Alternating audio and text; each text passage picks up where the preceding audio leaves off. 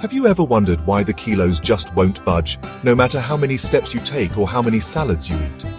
Even though you're carefully choosing roti over rice, or brown rice over white rice, thinking you're making the healthier choice.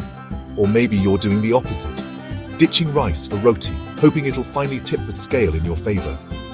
We often find ourselves stuck in this confusing maze of dietary advice. One day carbs are the enemy, the next day they're essential.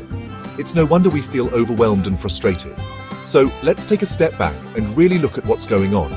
Rice and roti, two staples in many of our diets, are often pitted against each other. But is one really better than the other when it comes to weight loss?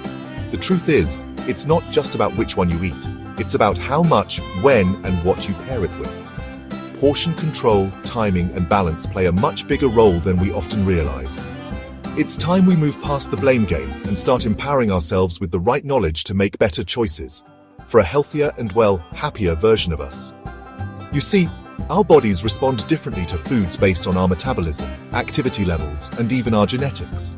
For some, rice might spike blood sugar more than roti. For others, it's the opposite. That's where understanding insulin comes in. Now, this isn't about making one food the villain and the other the hero. It's about context, awareness, and personalization.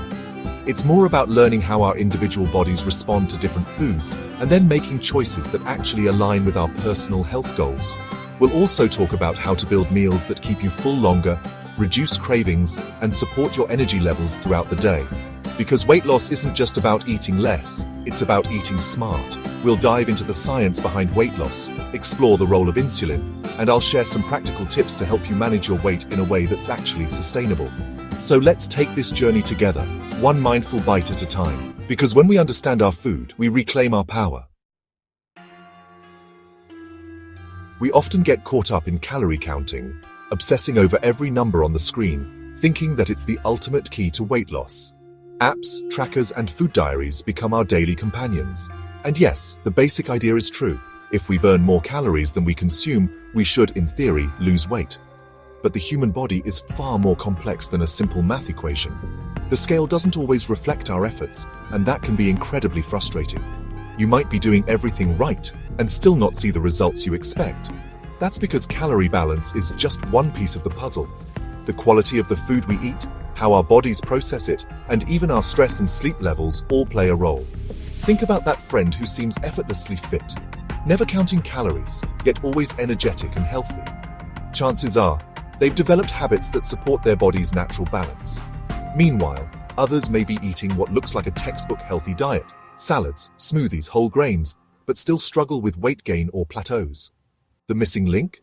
Portion control and satiety. Satiety is that satisfying feeling that tells your brain, I've had enough. Without it, even healthy meals can lead to overeating. It's easy to assume that because something is healthy, we can eat as much as we want. But calories still count, even when they come from quinoa, avocado, or nuts. Our bodies are incredibly efficient at storing excess energy. Whether it's from a sugary snack or a giant bowl of brown rice, unused energy often ends up as fat. And not all calories are created equal. Some foods keep us full and energized, while others leave us hungry again in an hour. Take low-fiber, low-protein foods like white bread or plain pasta. They digest quickly, spike your blood sugar, and leave you craving more soon after. That's why you might find yourself reaching for a snack just an hour after a seemingly healthy meal. It's not about willpower, it's about biology. Choosing foods rich in fiber, protein, and healthy fats can help you feel full longer, stabilize your energy, and reduce the urge to overeat. So instead of just counting calories, focus on how your meals make you feel. Full, satisfied, and energized. That's the real goal. It's a smarter, more sustainable way to manage your weight and support your health. Alright, let's talk about the big question, rice versus roti. It's a classic debate in most Indian households, and honestly, both can be part of a balanced diet. But here's the thing, they're not exactly the same when it comes to calories, glycemic index, and how they affect our insulin levels. And all of these factors can play a big role in how our body manages weight. For instance, rice, especially white rice, usually has a higher glycemic index compared to roti that's made from whole wheat flour. Now, the glycemic index, or GI, basically tells us how fast a food can raise our blood sugar levels. Foods with a high GI cause our blood sugar to spike quickly, which then triggers more insulin to be released. And while insulin is super important, it helps move glucose into our cells so we can use it for energy. Too much of it can lead to fat storage. That's why understanding how foods impact our insulin response is so key to managing our weight effectively. Alright, so incorporating both rice and roti into our diet can absolutely be part of a balanced approach. These staples have been part of Indian meals for generations, and when consumed mindfully, they can support a healthy lifestyle. The key lies in how we prepare them, how much we eat, and what we pair them with. But here's the thing, being mindful of portion sizes is really key. It's easy to overeat when we're not paying attention, especially with foods we love. Using smaller plates, measuring servings, or even pre-portioning meals can help us stay on track without feeling deprived.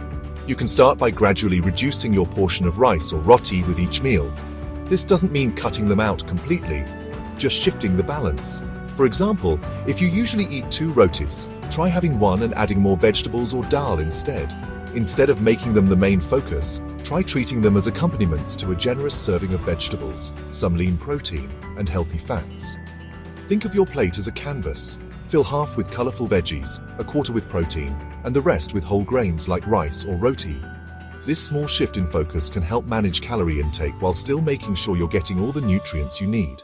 Plus, meals become more satisfying when they're rich in textures, colors, and flavors. Adding healthy fats like nuts, seeds, or a bit of ghee, and proteins like paneer, lentils, or grilled chicken can also help you feel full longer and reduce cravings between meals. Also, don't be afraid to experiment with different types of rotis to add variety and boost nutrition. There's a whole world beyond plain wheat rotis. Try bajra, jowar, or ragi for a change. Multi-grain rotis, especially those made from a blend of whole grains and legumes, offer more fiber and protein, which means you'll stay fuller for longer. They also have a lower glycemic index, which helps in maintaining steady energy levels throughout the day. And when it comes to rice, it's a good idea to opt for brown rice or parboiled rice over white rice. These alternatives are not only more nutritious, but also digest more slowly, helping you avoid sudden spikes in blood sugar. These varieties are less processed and they retain more nutrients, including fiber, which helps regulate blood sugar levels and promotes satiety. Over time, these small changes can make a big difference in how you feel and how your body responds to food. So, insulin, often called the hunger hormone, plays a pivotal role in regulating our blood sugar levels and influencing our appetite. When we eat, especially carbohydrates, our blood sugar rises. This rise signals the pancreas to release insulin into the bloodstream. Now, insulin acts like a key, unlocking our cells to let glucose in so it can be used for energy. But here's the catch. When we consume more carbohydrates than our body actually needs, the excess glucose gets converted into fat and stored. And yep, that often leads to weight gain. On top of that, high insulin levels can block the action of leptin, which is the hormone that signals fullness and helps suppress appetite. This kind of hormonal tug-of-war can lead to more hunger and cravings, making it tougher to control how much we eat.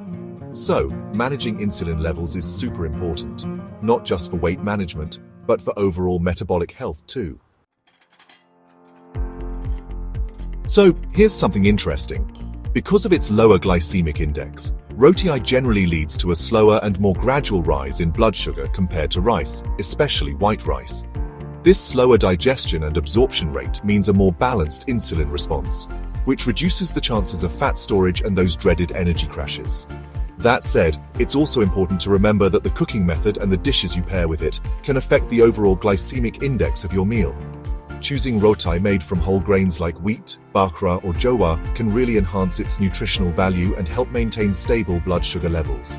These grains are rich in fiber, which slows down sugar absorption into the bloodstream and helps prevent those rapid insulin spikes. And when you combine roti with protein-rich dal, a good helping of vegetables, and maybe a little ghee or yogurt, you're creating a balanced, satisfying meal that keeps hunger at bay for longer. Intermittent fasting and the ketogenic diet. These are two popular strategies that are really gaining traction when it comes to weight loss. Now, intermittent fasting, or IF, involves cycling between periods of eating and voluntary fasting on a regular schedule. It's not necessarily about what you eat, but more about when you eat. Some common methods include the 16-8 method, where you fast for 16 hours and eat within an 8-hour window, and the 5-2 method, where you eat normally for 5 days and limit your calories to around 500 to 600 on 2 non-consecutive days.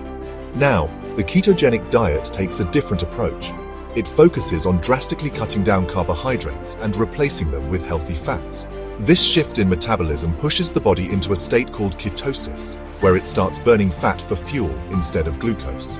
Even though they seem quite different, both intermittent fasting and the keto diet can actually help improve insulin sensitivity and support weight loss. Ultimately, the choice between intermittent fasting and calorie restriction depends on individual preferences, lifestyle, and health goals. Both approaches are evidence-based options that can help achieve sustainable weight loss when paired with behavioral support and regular physical activity. Intermittent fasting may appeal to those who prefer structured eating windows and fewer meals throughout the day, while calorie restriction might suit individuals who feel more comfortable with consistent meal timings but reduced portions. It's not about which method is better, it's about what works best for your body and your routine. The real success lies in consistency, mindfulness, and making informed decisions that align with your long-term wellness journey. Thank you for watching. If you found this video helpful, please like and subscribe to our channel for more insightful content on health and wellness. Your support helps us create more valuable resources for your journey towards a healthier lifestyle. See you in the next video.